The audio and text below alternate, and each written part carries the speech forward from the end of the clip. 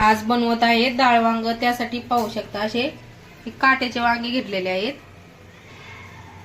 ते गावाकडूनच आणलेले आहेत। आता याचं डाळ वांग बनवत आहे। एक दिवस खारं वांग बनवलेलं होतं, तर इथे ना तुरीची डाळ शिजायला टाकलेली आहे। थोड्या वेळ शिजून घ्यायची।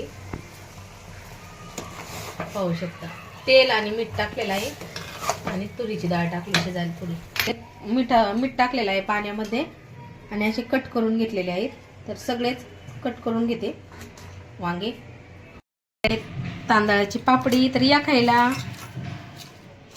तांदळाच्या पापड्या बॉबी तळलेले आहे। लसूण, खोबरं आणि कोथिंबीर हे कुटून घेतलेलं आहे बारीक। तेल ठेवलेलं आहे, तेलामध्ये मोहरी,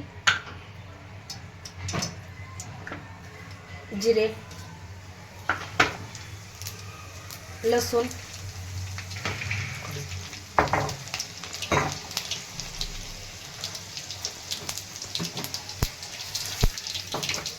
कढीपत्ता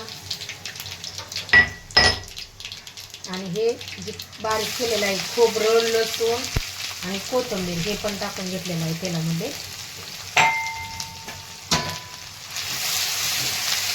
यामध्ये हळद टाकून घेते थोडी, डाळ वांग्याला हळद।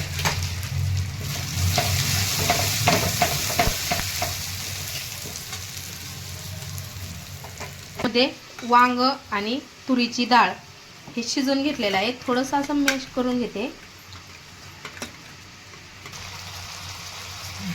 चटणी टाकून घेतलेली आहे।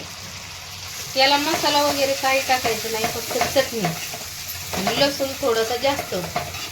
खूप छान होतं हे डाळ वांग। आता हे शिजलेले वांग टाकून घेते।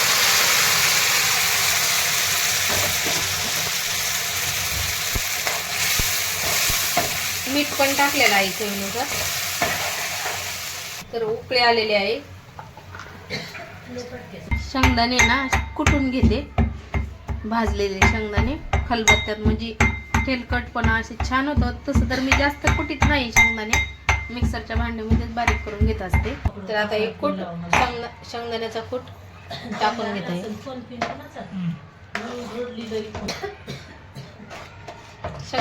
भाजलेले शेंगदाण्याचा कूट टाकून घेतलेला आहे भाजीमध्ये।